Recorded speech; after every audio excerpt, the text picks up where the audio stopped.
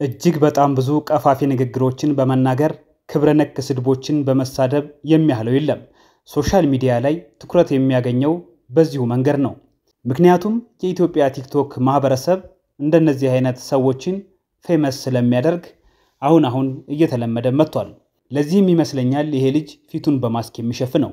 ሲጀምር ኮንቴንቱም አሳፋሪ ስለሆነና ራሱ በራሱ ኮንቴንት ስለሚያፍርበት፣ ሁለተኛው ደግሞ ማስኩን ቢያወልቅ በየለቱ የሚሞልጫቸው በሺዎች የሚቆጠሩ ሰዎች ለህይወቱ ትልቅ ስጋት ስለሚሆኑበት ነው።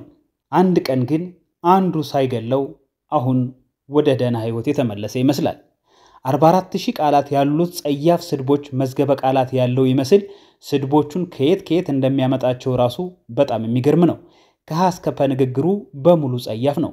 ላይቭ ሲገባ ሸምድዶ ነው የሚገባው። ከዚህ በፊት ሌላ ቦታ ሰምተናቸው የማናውቃቸውን ስድቦች እሱ እንደ ግጥም ያነበንባቸዋል። አዳዲስ ስድቦችንም በዛው ይፈጥራል። በነገራችን ላይ እሱን የሚከተሉት ፎሎ የሚያደርጉት ተከታዮቹ በአብዛኛው እድሜያቸው ገና ታዳጊዎች ናቸው፣ ቲኔጀሮች። እንደዚህ አይነት ነገር ስለሚያስቦርቃቸው በተጨማሪ ደግሞ የሚባልና የማይባል ነገር የመለየት መቻል ደረጃ ላይ ስላልደረሱ በየለቱ በሺዎች የሚቆጠሩ ተመልካቾቹ የዚህ ልጅ ላይ ቁጭ ብለው የሚመለከቱት ቲኔጀር ናቸው ማለት ነው። በአብዛኞቹ ከ17 እስከ 23 የእድሜ ክልል ያላቸው። ለመሰደብ ፈልገው ገብተው ሌላ ነገር ስለሚያደርጉት ሴቶች አይመለከተንም። ነገር ግን አካል ጉዳተኞችን ጭምር ሲዘልፍ ሲያዋርድ ተመልክተናል። በአንድ ወቅት አንድ ሰው ገስት ላይ አስገብቶ እያወራው ነው። በመሃል ሰውየውን አንድ ጊዜ ትቆምልናለህ አለው። አካል ጉዳተኛ ሰው ነው። ስለዚህ አካል ጉዳተኛ መሆኑን አወቀ። በአካል ጉዳተኛ ሰው ላይ ለማላገጥ አፉን አሞጠሞጠ። ከዛ ሰውየው አካል ጉዳተኛ እንደሆነ ለመግለጽ ዲሴብልድ ነኝ ግን እሺ አለና ከካሜራው ራቅ ብሎ በክራንቾቹ ተደግፎ ቆመ። ከዛ ይሄ ልጅ የጆተኒ በረኛ አስታወስከኝ ብሎ በሰውየው አካል ጉዳት ካሾፈበት በኋላ ከት ብሎ ሳቀ።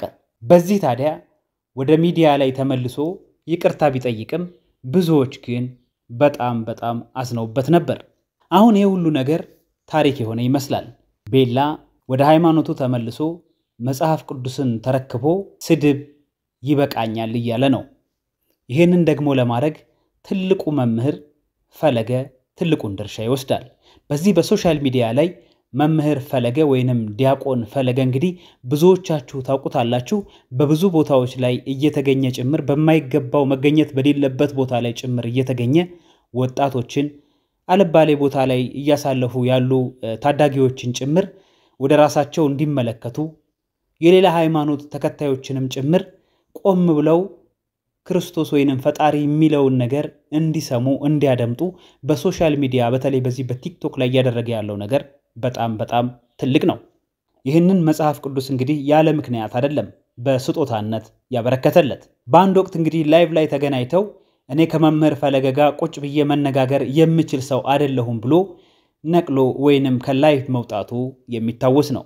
ስለዚህ ይሄ ልጅ ቢያንስ በራሱ የሚጸጸት ትክክል እንዳልሆነ ቀደም ሲል እንዳልናችሁ ማስኩን ራሱ ማድረጉ ትክክል እንዳልሆነ በጣም የማይፈልገው ነገር ውስጥ ግን ደግሞ መውጣት የሚፈልግ ልጅ እንደሆነ በተረጋጋሚ ሲናገር ነበር።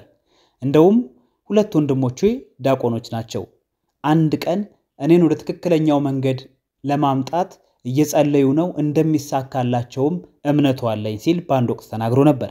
ስለዚህ ለመምህር ፈለገ ወይንም ዲያቆን ፈለገ እንግዲህ ይህንን ነገር ትልቅ ነገር ነው ያደረገው። ምስጋና ይገባዋል።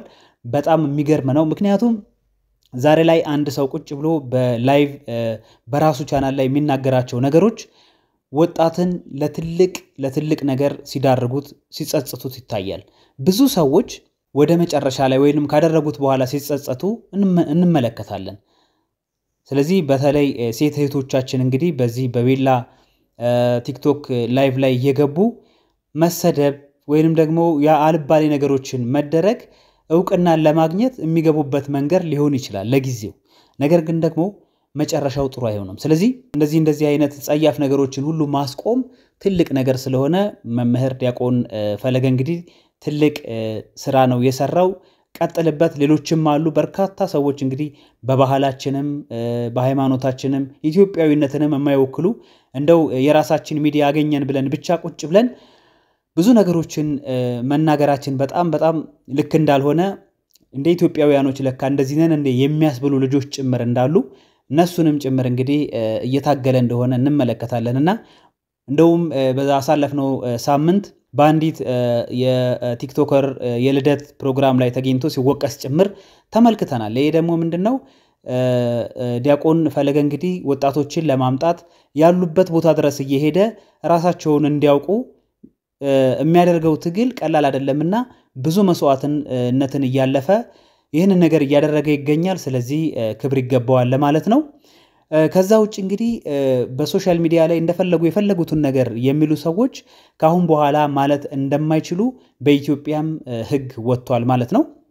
በተለይ እንግዲህ ፊታቸውን በማስክ እየሸፈኑ እንደዚሁም በሌላ ኢሞጂ በሌላ ኢፌክት እየተጠቀሙ አልባሌ ነገሮችን የሚያደርጉ እስከሚያዙ ድረስ ብቻ ነው እንጂ ከተያዙ በኋላ ሕግ እንደሚቀጣቸውና ልክ እንዳልሆነም ሀገሪቷ እንግዲህ በዚህ በሶሻል ሚዲያ ላይ ያወጣቸው ሰፋ ያለ ዘርዘር ያለ መረጃ አለ። ስለዚህ ቲክቶክ ስለሆነ ብቻ የፈለግነውን ነገር ማድረግ እንችላለን፣ የፈለግነውን ነገር መሳደብም ሰውንም ማንቋሸሽም ልክ ያልሆነ ነገሮችንም እናስተላልፋለን ማለት አይቻልም። ለምሳሌ ወደ አረብ ሀገራት ቻይና ህንድ እንደዚህ አይነት ሀገሮች ላይ ብትሄዱ የማይፈቀዱ በሶሻል ሚዲያ መደረግ የሌለባቸው ነገሮች አሉ፣ ህግ አላቸው። ስለዚህ ማንኛውም ሰው በተለይ ቻይና ቲክታክ ራሱ እንደሌለ ነው የሚነገረው አይደለ? ምን ያህል እንግዲህ ጠንካራ እንደሆኑ። ስለዚህ መብቴ ነው ማለት እንደማይቻል ስለዚህ ከዛም አልፎ እንደሚያሳስር እንደሚያስቀጣም ጭምር መታወቅ አለበትና በመልካም መንገድ የሚመለሱ ከሆነና በተለይ ፈጣሪያቸውን አውቀው እስከ ወዲያኛው ድረስ እነሱም የድህነትን ዋጋ አግኝተው መልካም ነገሮችን እንዲያስተላልፉ የተፈጠሩበትን ዓላማ እንዲያውቁ ማድረጉ መልካም ሊሆን ይችላል። በዛኛው መንገድ መመለሳቸው በምክር ጥሩ ነው። ካልሆነ ግን ደግሞ እንደዚህ አይነት ጠንከር ያለ አቋም መንግስት ይዞ ሲመጣ ወይንም ደግሞ በህግ ደረጃ ሲቀመጥ ደግሞ ሰየው የሚያስብል ነውና ሌሎችም ሴቶችን የምታንቋሽሹ እናቶችን ትላልቅ ሰዎችን ጭምር አካል ጉዳተኞችን እንደዚህ የምታሾፉ ሰዎች አላችሁና ከስራችሁ መታቀብ ይኖርባችኋል። በህግ ደረጃ የሚወጣ ስላለ ለማለት ነው። ቤላ ግን እንኳን ደስ አለህ። ካሁን በኋላ በዛ አይነት መንገድ በዚህ በሶሻል ሚዲያ ላይ እንደማናገኝ ተስፋለን። ስለዚህ ብዙ አሉ እንደነ ኤርሚ ኤችዲ አይነት በጣም በርካታ ወጣቶች አሉ ጥሩ ነገሮችን ገስት ላይ እየገቡ ላይቭ ላይ እየገቡ ጥሩ መልእክቶችን የሚያስተላልፉ ሰዎችም የሚያግዟቸው እነሱም ዞረው ሰዎችን የሚያግዙ ሰዎች አሉና ከነሱ ጋር አብረ እንደምትሆን ተስፋለን። እንኳን ፈጣሪ ረዳህ ለማለት ነው። ለወንድማችን ፈለገም ትልቅ ምስጋና ይገባዋል። በድጋሜ እንኳን ደስ ያለህ ይመች።